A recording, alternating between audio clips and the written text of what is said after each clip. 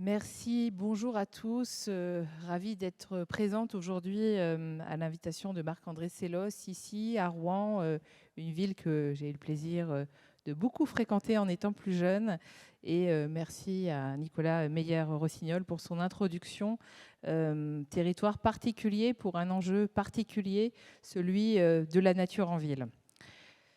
Parce que la nature, parce que la ville n'est pas faite que de béton, de bitume, mais qu'elle est aussi faite d'êtres humains et d'un petit peu de nature, qui est l'enjeu d'aujourd'hui. La ville peut être assimilée à un système écologique, un système à part. Ça va être l'enjeu du débat aujourd'hui, c'est l'enjeu de ce que nous portons, nous, à l'Union internationale de conservation de la nature, en cette semaine particulière qui célèbre la place de la nature dans nos vies, mais aussi la place de la nature dans des territoires urbanisés, bétonnés et bitumés à l'occasion de cette fête de la nature. Alors, le sujet est complexe. Plutôt que de parler de nature en ville, j'ai envie ce matin de vous parler de la question fondamentale qui est de savoir si la nature va nous sauver, si la nature va sauver les villes. On a pendant longtemps intrinsèquement lié la question de la nature, de la ville. La communauté scientifique a beaucoup travaillé, a fait de nombreuses recherches en matière urbaine, en matière écologique, et a tranché la question depuis longtemps. Nature, ville sont irrémédiablement liées, sont compatibles. Cette question de la nature en ville est une question ancienne. Elle est aussi ancienne, comme l'a rappelé Marc-André, que celle de notre histoire citadine. C'est la nature, ce sont ces questions qui ont favorisé le basculement de nos sociétés vers l'urbanisation. Les sols fertiles pour l'agriculture, la question des fleuves, des berges que nous connaissons bien, de Paris au Havre, pour un accès à l'eau, au commerce, les vallées qui abritaient des vents et des intempéries, le partage communautaire des ressources naturelles, ces questions sont au cœur de notre urbanisation. Le phénomène d'urbanisation est un phénomène qui va s'amplifier, vous le savez, vous êtes des experts, et qu'il va falloir gérer dans la durée, dans la continuité et dans l'avenir. D'ici 2030, les 2 tiers de la population mondiale vivront dans des zones urbaines. Il est important de déterminer aujourd'hui dans quel type de ville, dans quel type de territoire nous avons envie de vivre. Nous sommes face à ce double enjeu, un enjeu de disparition de la biodiversité, d'érosion de la biodiversité, qui pousse inlassablement les populations vers les villes, qui les poussent en périphérie, dans des mégalopoles qui sont peu adaptées à l'avenir humain, et puis un étalement urbain sans précédent dans le même temps, qui mange la nature, mais aussi les terres agricoles. La question centrale du Forum mondial de l'eau, qui a eu lieu il y a quelques semaines, n'a pas été celle de l'eau, n'a pas non plus été celle de la nature, a été celle de notre avenir lié à la crise alimentaire, parce que les crises que nous connaissons sont des crises interconnectées. Il faut replacer cette question de la nature au cœur du débat, mais il faut aussi replacer l'interconnexion des crises au centre de nos réflexions. Il a été long de pouvoir rapprocher la crise climatique et la crise de la biodiversité. Vous le savez, les systèmes ne se parlent pas, les scientifiques ne se parlent pas toujours. L'IPBES et le GIEC, qui sont les 2 organismes scientifiques de vulgarisation et qui travaillent à rendre audibles les indicateurs des crises, pendant longtemps n'ont pas travaillé en commun. Le premier rapport date d'il y a quelques mois, juste avant l'été, où un rapport commun a présenté des solutions communes pour traiter les crises de la biodiversité et du climat. Alors, souvent, la question de la nature a été mise de côté au détriment de celle du climat, parce que c'était moins visible, parce que les indicateurs étaient complexes. Il est facile de mesurer, enfin facile, il est plus facile de mesurer une empreinte carbone, des crédits carbone, que d'avoir une idée de l'empreinte de la biodiversité. Il est plus facile d'imaginer de compter en degrés, de regarder des rapports qui présentent des indicateurs qui sont cohérents sur l'ensemble de la planète, plutôt que d'essayer de comparer des espèces qui, d'un territoire à l'autre, ne se ressemblent pas. Le temps de ces débats, nous aurons un certain nombre d'espèces qui auront disparu, à peu près une toutes les 20 minutes, peut-être le temps de la pause d'introduction de café. Mais la crise aujourd'hui que nous connaissons, celle de la 6e extinction, est une crise qui n'est pas simplement celle des scientifiques, qui n'est pas simplement celle des naturalistes, qui n'est pas simplement celle des zones naturelles, mais qui est celle de l'ensemble de la population mondiale. Crise d'extinction majeure, 1000 fois supérieur, un taux d'extinction aujourd'hui 1000 fois supérieur au taux d'extinction naturelle, 6e extinction, et pour la première fois, une crise majeure qui est liée non pas à un réchauffement extérieur, non pas à une météorite, non pas à un phénomène naturel, mais qui est liée par la main de l'homme. À l'UICN, à l'Union internationale de conservation de la nature, nous avons notre propre baromètre, un baromètre angoissant, celui des listes rouges qui ont été créées dans les années 60 au Kenya en 1963 et qui mesure ce taux de disparition. Ce taux de disparition des espèces, 14% des mammifères en France, 23% des amphibiens, 32% des oiseaux migrateurs et nicheurs. Un baromètre qui est insuffisant, ne permet pas aujourd'hui de pouvoir couvrir l'ensemble de la connaissance, mais nous pouvons dire de façon globale, et c'est l'IPBES, les scientifiques de l'IPBES qui le rappellent, que sur les 8 millions d'espèces estimées, 1 million sont menacées d'extinction définitive dans les prochaines décennies. Alors pour réagir, évidemment, il ne suffit pas de mettre les espèces dans des zoos, de les conserver, de conserver leur patrimoine génétique, d'espérer de mettre en place pour peut-être les 10 espèces les plus sympathiques, les grandes 10 espèces de mammifères, des plans de préservation et de protection. Il faut imaginer partout la nature pour préserver la biodiversité partout avec des indicateurs. Indicateurs scientifiques comme celui des listes rouges, indicateurs aussi économiques, celles des notations comme la Global Biodiversity Score qui permet de mesurer l'impact des acteurs économiques sur nos activités. Mon mode de vie, acteurs économiques ont un impact non négligeable sur la biodiversité comme sur le climat. Un quart de cette lutte contre les crises dépend de notre mode de vie, dépend de notre mode de consommation. Toutes et toutes, dans les villes, dans les territoires, dans l'action publique, nous pouvons agir pour changer directement. Un certain nombre de rapports ont été publiés depuis les années 2020 qui font état de cette interdisciplinarité des enjeux. L'évaluation des systèmes écosystémiques pour le millénaire, publiée à partir de 2005, mais publiée de façon régulière, sont le fruit d'un travail scientifique long et qui permettent cette première reconnaissance de l'enjeu majeur d'une synergie entre l'homme et la nature. Il est mis en évidence dans ces rapports successifs avec des indicateurs, avec des travaux, qu'écosystèmes et bien-être humain sont intrinsèquement liés, que les systèmes écosystémiques dans lesquels nous vivons sont déterminants pour le mode de vie humain. La crise de la Covid a évidemment mis en exemple et en exergue cette interconnexion des crises. Je vous invite, pour ceux qui n'auraient pas lu le livre « La fabrique des pandémies » de Marie-Monique Robin, à aller voir peut-être en famille le film. Elle détermine bien avant la crise du Covid tous les indicateurs de cette difficulté à vivre dans un environnement dégradé. Agriculture industrielle, mondialisation, déforestation sont les 3 principales causes de l'apparition des zoonoses, comme celle de la Covid, mais celle que nous ne connaissons pas encore. Il faut avoir en mémoire que nous aurons sans doute 5 nouvelles maladies qui apparaissent tous les ans, la plupart liées au dérèglement de notre rapport à la nature. L'enjeu qui s'ouvre est également celui, pour la France, mais au plan international, celui de le One Health, d'une seule santé. Cette seule santé qui est déterminé par le travail et le milieu commun dans lequel nous vivons, celui du monde économique, celui des activités humaines et celui de la préservation de notre environnement. La santé humaine ne peut pas rester dans la durée, dans un bon état de conservation, sans une protection globale de notre environnement naturel.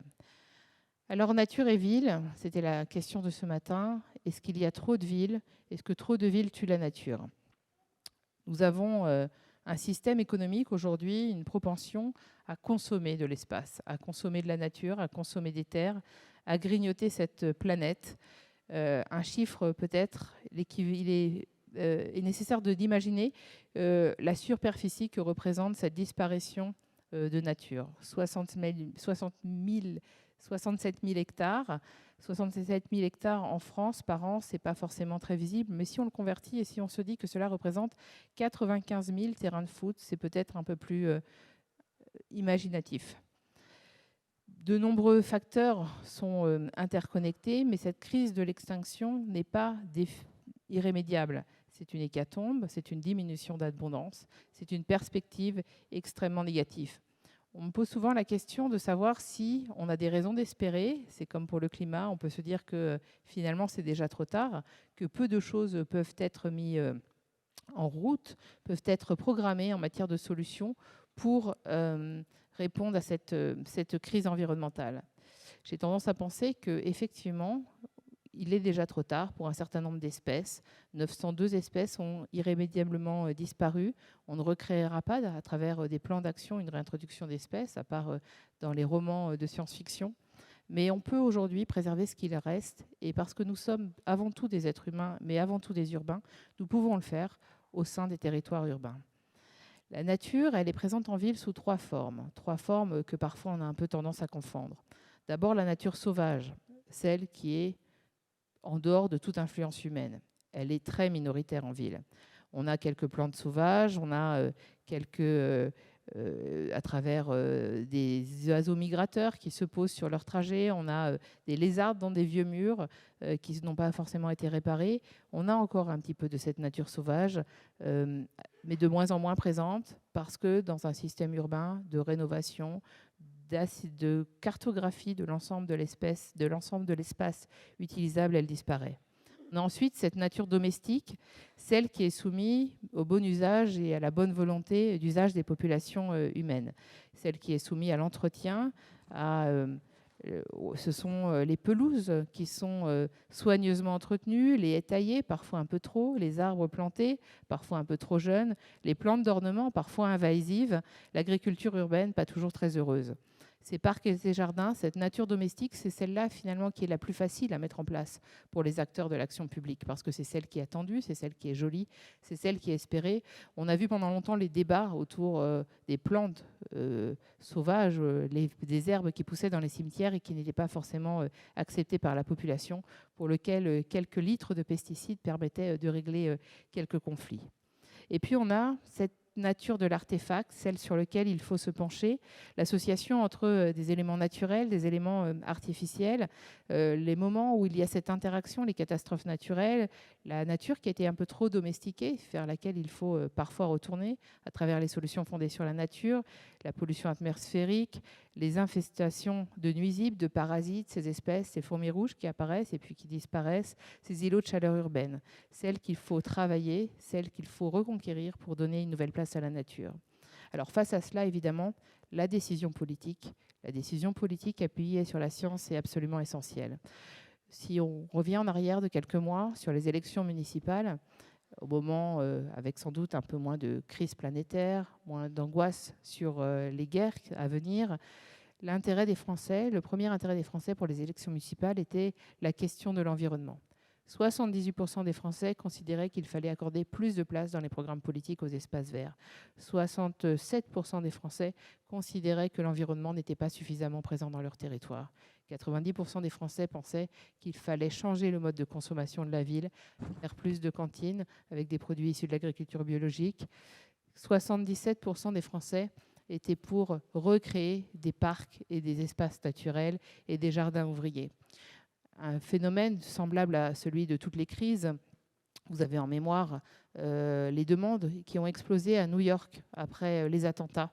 La plupart des New-Yorkais n'aspiraient qu'à une chose, pas de quitter New York, mais de pouvoir avoir un petit jardin ouvrier, avoir la possibilité de retourner, de reconquérir des espaces de nature. La nature contre la crise, la nature contre l'angoisse, c'est un phénomène qui sera d'autant plus important que les crises vont se succéder.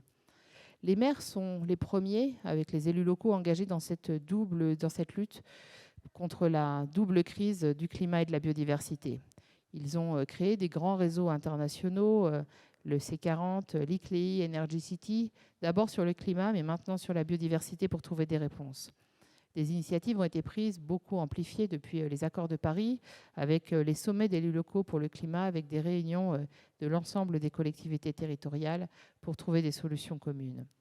La déclaration d'Édimbourg plus récemment, où Rouen a été une des premières villes signataires au monde et en France, et cette déclaration qui a été imaginée par le gouvernement écossais et qui réunit une déclaration des autorités locales, des gouvernements infranationaux pour déterminer ensemble, à travers les indicateurs de la CBD, la COP de la biodiversité, quels seront les leviers que pourront porter ces territoires et ces collectivités locales.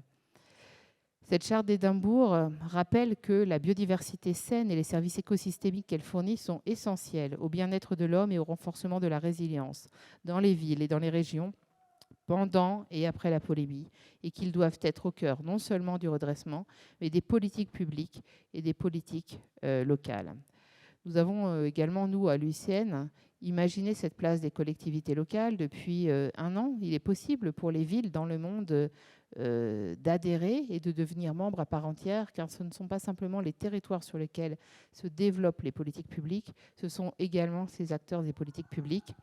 Je rentre de Genève et hier, l'UICN International a validé, adopté les 5 premières collectivités locales, donc 4 françaises, la région Île-de-France, la région PACA, la ville de Paris, qui vont au plan international, aux côtés des grandes ONG internationales et des États, déterminer la politique de demain. La ville peut être assimilée à un système écologique. Elle n'est pas faite que de béton, elle n'est pas faite que de bitume, elle est faite d'êtres humains et de nature. Alors, dans ce cadre, les humains, les citadins, vous tous, vous avez un rôle à jouer. Nous ne faisons pas collectivement assez attention à la nature.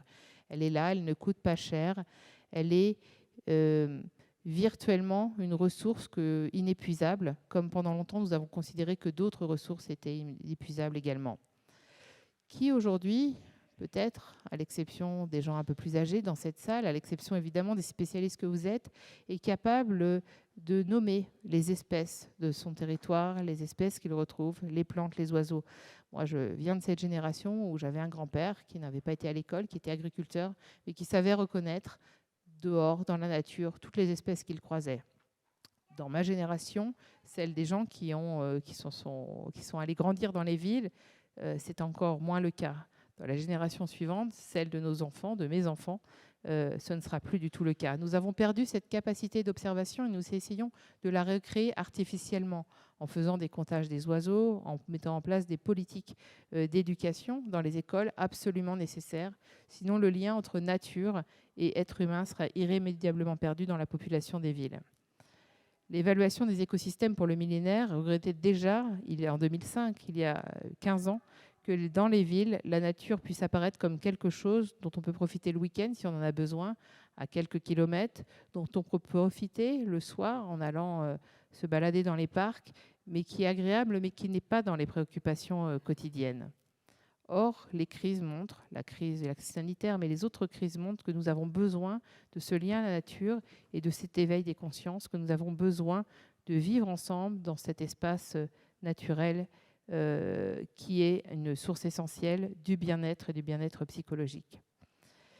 Pendant longtemps, les urbains considéraient qu'ils n'étaient pas assez concernés, qu'ils vivaient dans un territoire à part, un territoire protégé, finalement protégé de ce qu'a été pendant trop longtemps la nature, qu'ils avaient échappé à cette nature sauvage, à cette nature hostile, à cette nature des crises, à cette nature des catastrophes, à cette nature finalement qu'on associait aussi pendant longtemps dans la construction de l'urbanité à une saleté.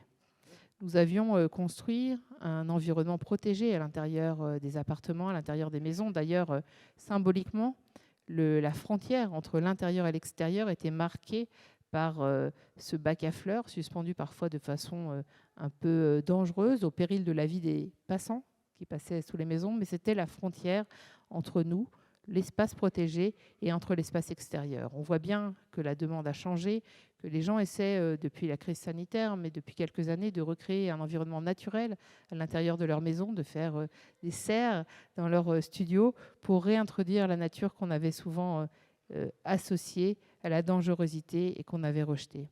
Cette nature, nous l'avons domptée dans les villes, nous l'avons domptée avec des grilles lourdes au pied des arbres qui étouffent leurs débordements, nous l'avons domptée avec des squares, des parcs, des jardins à la française, avec des carrés de nature bien circonscrits, bien propres, avec pendant très longtemps beaucoup de pesticides et de nature artificielle. Nous l'avons domptée avec des espèces choisies. Pendant très longtemps, il était préférable d'avoir 1, 2, 3, si possible, fleurs au concours des villes et des villages fleuris, plutôt que de les laisser exprimer une nature sauvage. Pendant longtemps, cette forme, la nature était une forme d'évergétisme, cette volonté d'offrir un espace joli, comme on pouvait offrir des bâtiments et des fontaines, mais pas pour répondre à un besoin essentiel de ce lien entre l'être humain et la nature. Alors, s'il y a une reconnaissance aujourd'hui du retour à la nature, réintroduire une nature sauvage n'est pas si évident. Réintroduire des espèces, laisser les espèces progresser n'est pas si évident. Évidemment, il y a toujours la peur des pandémies, des maladies, qui a envie du retour des moustiques, qui apprécie les rats dans les jardins publics, qui a envie d'imaginer des ronciers dans les parcs où jouent les enfants, personne. Mais il y a aussi la nature, qui est la nature dont on a peur. Un exemple est celui de la progression du loup et de l'appréhension que peuvent en avoir les journaux et l'opinion publique d'une façon générale. Moi, j'ai été très marquée il y a quelques mois par une du Parisien qui aurait pu être tout autre et qui présentait en première page une bonne nouvelle, mais de façon extrêmement négative, un loup patibulaire, qui n'est d'ailleurs pas un loup français, un loup patibulaire en disant « le loup aux portes de Paris ». Alors qu'il aurait été tellement facile de présenter une image positive, celle d'une louve, de ses petits, si possible une réalité basée sur une réalité scientifique, de présenter les choses de façon positive. Et au-delà de la photo, l'article était « Vous ne pourrez plus vous balader demain, vous ne pourrez plus aller vous promener demain en Île-de-France parce que vous allez croiser des loups, espèces dangereuses, non, espèces protégées ». Ce message véhiculé, ce n'est pas simplement celui des livres d'enfants, même s'il reste trop fréquent, c'est celui finalement de la rupture entre l'humain, les humains que nous sommes, et puis la nature. Lorsqu'on a peur de quelque chose, évidemment, on ne veut pas le protéger, on veut le détruire. Et protéger, aimer la nature fait partie des éléments essentiels pour notre avenir dans les villes. Il y a un sujet qui m'intéresse beaucoup, qui est celui et qui est souvent un sujet un peu à part, qui est celui de la protection. Quelles espèces doit-on protéger ?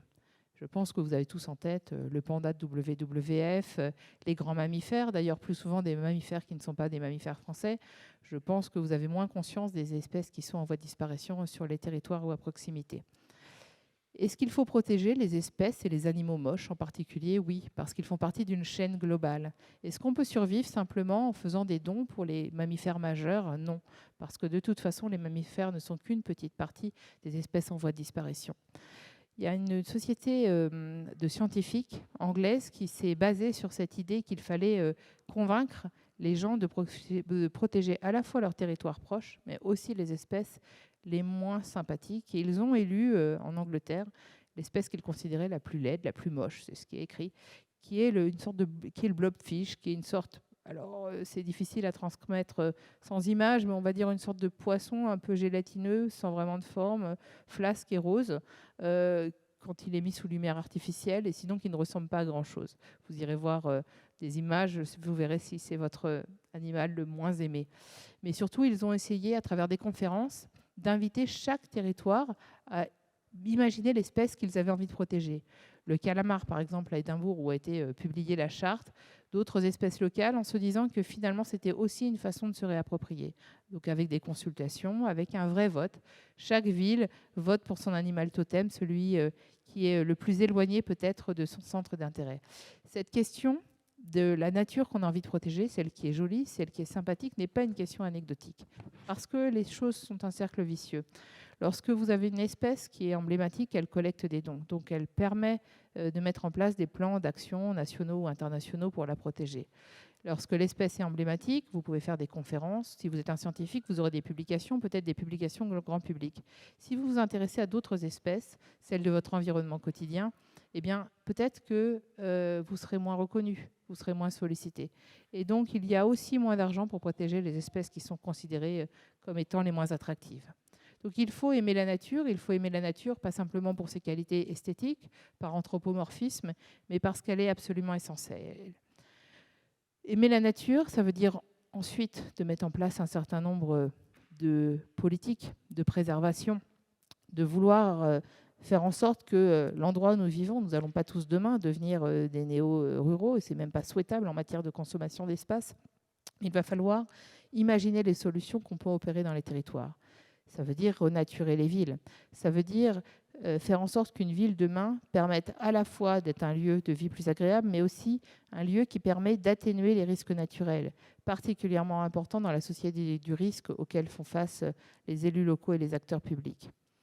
Il est absolument essentiel d'imaginer cette ville qui est celle du danger, mais qui est celle de la reconquête. Nous avons à l'UCN une politique de longue date qui concerne les solutions fondées sur la nature. Une politique qui a été imaginée en se disant qu'on pouvait revenir en arrière, que tout n'était pas irrémédiable, que sur des espaces qui avaient été trop domptés, notamment les cours d'eau, mais les mares artificielles, les plans d'eau, une époque il était très à la mode de construire ces espaces de loisirs, on a détourné la ville. On a contraint les rivières dans des cycles, dans des espaces qui n'étaient pas les leurs. On a construit sur des zones inondables. On a fait des choix qui, avec le réchauffement climatique, avec la succession des crises, sont aujourd'hui difficilement maîtrisables et qui produisent des conséquences et des catastrophes. Au milieu de tout ça, au milieu de toutes ces crises, il y a un élément déterminant qui n'est pas celui du rôle de la nature, mais la place de l'homme dans cet environnement. Le sujet est bien là, le sujet est bien essentiel est bien là. Quel type de ville dont nous avons envie? Quel type de nature nous avons envie? Quel type de société nous avons envie? J'aime penser que le mode de consommation qu'on a eu, par exemple en matière de goût vestimentaire, de goût alimentaire, quand on passe d'une capitale à une autre, d'une gare à une autre, on s'aperçoit qu'en fait, cette société, elle est de plus en plus mondialisée. Vous pouvez être perdu, vous réveiller un matin dans une autre capitale et finalement vous dire que vous pourriez être à Paris, à Londres et même dans une grande ville africaine comme Dakar. Eh bien, cette mondialisation, ce risque d'uniformisation, il pèse aussi sur la nature. Parce que finalement, nous avons des goûts qui s'uniformisent, que ce soit dans les pays du Sud ou dans les pays du Nord. Un exemple que je trouve assez frappant, qui concerne la question des pollinisateurs en ville officiellement, mais plus globalement de la production de miel. On a aujourd'hui des abeilles qui butinent dans des fleurs qui viennent du monde entier lorsqu'il n'y a pas une politique extrêmement stricte en matière de choix des espèces et de privilège des espèces locales, qui butinent sur des espèces du monde entier, sur des rebords de fenêtres, des balcons en milieu urbain, pour produire un miel savoureux mais assez uniforme, un miel urbain. Cette mondialisation des villes, à travers les choix que nous faisons sur la reconquête de la ville, elle fait partie des grands dangers. Parce que nous déplaçons des espèces, parfois à bon escient, mais bien souvent à mauvais escient, parce que nous changeons la nature dans notre environnement en essayant d'avoir une nature artificialisée et unique. Alors prendre conscience de ces liens, prendre conscience de ce risque, c'est changer nos modes de vie. L'homme, l'être humain, est déconnecté de sa nature proche, il le sera de plus en plus. Si nous n'avons pas cette sensibilité, ce développement de la sensibilité à la nature, par une fréquentation, par exemple, de l'espace naturel, nous ne pouvons pas le reproduire en ville. Il faut se questionner de façon plus vaste sur notre urbanité, car c'est cette urbanité qui détermine nos modes de vie, nos styles de vie, nos envies et notre pression sur les ressources du vivant. Dans le choix, évidemment, de nos logements, de la consommation d'espace, dans le choix de notre mobilité, dans le choix de nos habitudes, et de cette facilité à construire des grandes zones commerciales périurbaines sur des terres agricoles fertiles et demain sur des espaces naturels. Le modèle urbain doit évoluer. Il doit absolument accorder une place essentielle et prépondérable à la préservation et à la valorisation. Les êtres humains doivent, dans ce milieu et dans cette révolution, faire en sorte que leur place se fasse en interconnexion et en alliance avec les autres espèces. On a trop souvent cru que pendant longtemps, nous étions les seuls à pouvoir choisir et déterminer dans quel espace nous vivions. Les solutions, elles existent. Évidemment, au-delà du débat théorique, un certain nombre de travaux permettent de relever les défis de cet écosystème difficile qui est celui de la ville. Lutter contre l'artificialisation, l'imperméabilisation. J'ai le regret que lorsqu'il y a eu des plans de rénovation, dans des villes moyennes, de nombreux centres-villes, on a refait des villes sans intégrer la notion de crise environnementale et de crise climatique. Il suffit de passer d'une ville à une autre pour voir que les 340 centres-villes qui ont été créés dans cette rénovation sont souvent des espaces unifiés, bétonnés, dans lesquels on n'a pas fait appel à des matériaux nouveaux, dans lesquels il n'y a pas d'arbres, ou alors si petits et plantés en périphérie, comme une sorte d'instrument esthétique de la ville. On a créé, il y a moins de 5 ans, des espaces un peu partout qui demain seront ingérables parce que ce seront des puits de chaleur, parce que ce seront des espaces qui ne retiendront pas l'eau. Ce sont des espaces dans lesquels la biodiversité et la nature n'auront pas lieu de pousser. Il y a aujourd'hui de nombreuses études, de nombreuses recherches sur tout l'intérêt que peuvent représenter cette préservation de la ville. Des services d'approvisionnement, des services de régulation, des services socioculturels et des services de soutien qui sont nécessaires à la production des autres. En ville, tous les espaces de nature, terrestres, aquatiques, permettent de supporter la préservation de cette biodiversité urbaine. Il faut donc y travailler avec des spécialistes et pas simplement sur le papier. La biodiversité est aussi un élément, même si j'ai peu de plaisir à la présenter de la sorte parce que je pense qu'on oublie la nécessité de préserver dans le même temps biodiversité et climat, mais la biodiversité est aussi un facteur essentiel pour lutter contre le réchauffement climatique. Elle est un moyen de résilience, d'adaptation au changement du climat. Les solutions fondées sur la nature que j'ai évoquées, c'est aussi une façon de faire, c'est aussi une façon de pouvoir rester et de vivre durablement sur des territoires qui seront forcément impactés par le réchauffement climatique. Réaliser des trames vertes et bleues, comme il est possible de le faire depuis le Grenelle de l'environnement. Imaginez les autres trames qui émergent, les trames bleues sur les cours d'eau, mais les trames brunes aussi sur la continuité des sols, les trames noires, pour faire en sorte que la vie nocturne puisse s'épanouir et sans pollution lumineuse, planter des arbres, déterminer des plans canopés avec une participation active des citoyens. Toutes les solutions aujourd'hui existent et peuvent faire de la biodiversité et de la protection de la nature non seulement un mieux vivre dans l'espace urbain, mais également un outil de citoyenneté. Je vais revenir un instant sur l'exemple de la ville de Strasbourg, que je trouve très imaginatif et qui sera sans doute celui demain, un outil demain qui sera repris. Ils ont mis en place un plan canopé avec une participation des citoyens à travers des outils numériques. L'idée étant en point central la réduction de la température moyenne dans le centre urbain. Pour ceux qui connaissent Strasbourg, à l'exception de la petite France de quelques lieux, vous avez des espaces très bétonnés.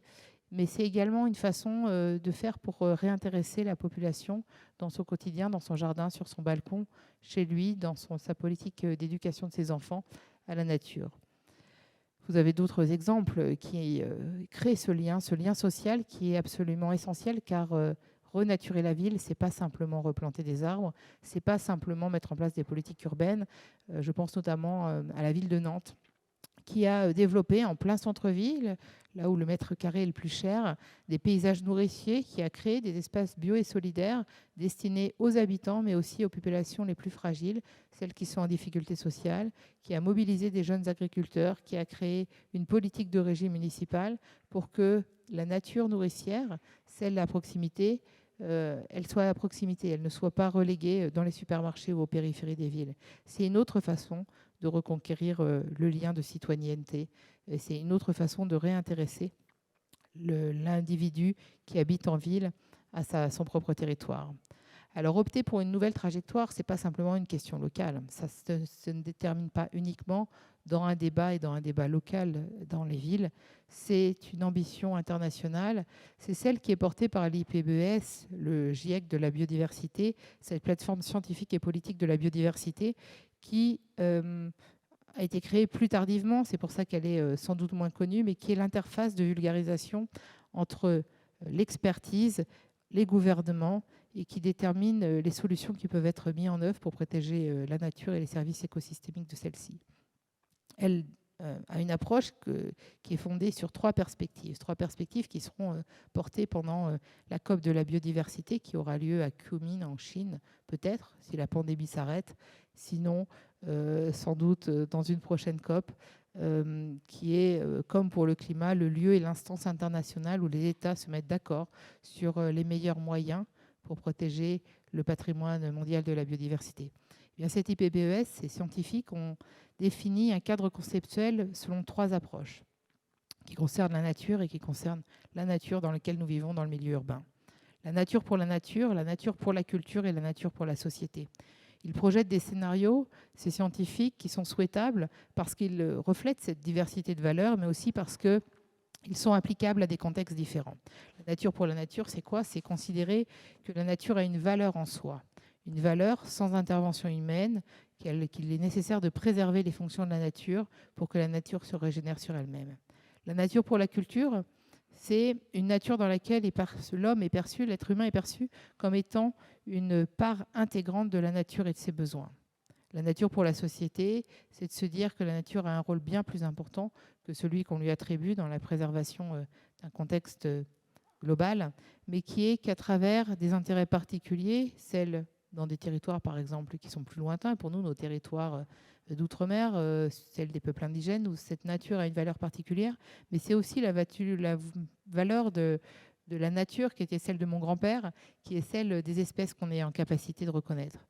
Et ces 3 formes d'intérêt pour la nature forment un continuum, une logique qui permet d'avoir un cadre triangulaire, un cadre de négociation.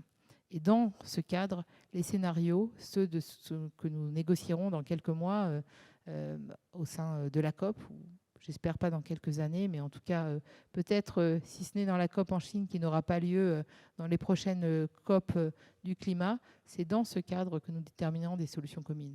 On a opposé pendant longtemps climat et biodiversité. La bonne nouvelle, c'est que les négociations internationales rapprochent aujourd'hui ces 2 sujets.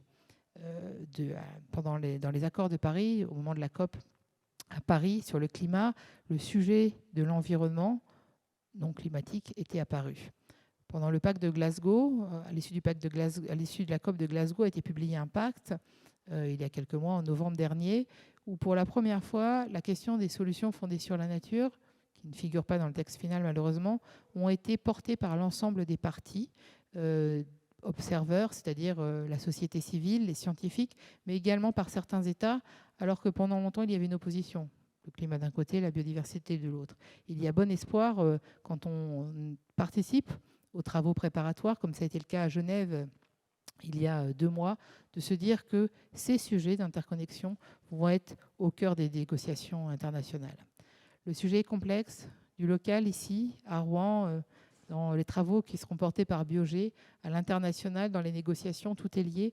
Il est absolument nécessaire et essentiel de trouver des solutions communes. Dans les villes, l'éveil des consciences pour l'environnement s'est muté en un combat du quotidien. Et vous êtes des acteurs de ce combat.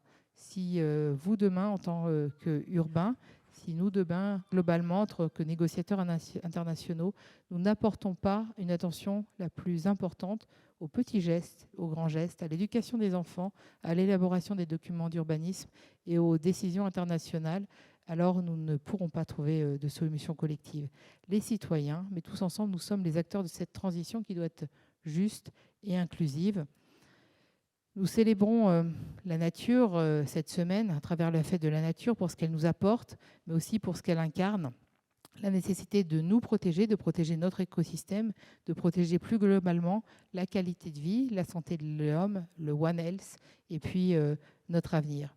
Nous avons, et c'est l'espoir que je porte dans vos travaux, besoin d'incarner un nouvel imaginaire, besoin d'imaginer que demain, nous avons, à travers la nature en ville, un avenir commun. C'est une étape absolument essentielle. Il faut absolument avoir cette donnée à l'esprit pour pouvoir changer de modèle urbain. Alors, je vous propose que nous observions tous ensemble la nature, nous gardions cette prise de conscience, cette comptabilité des oiseaux, la reconnaissance des plantes.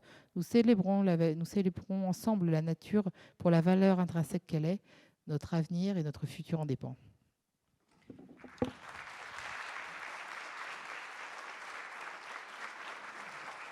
Merci.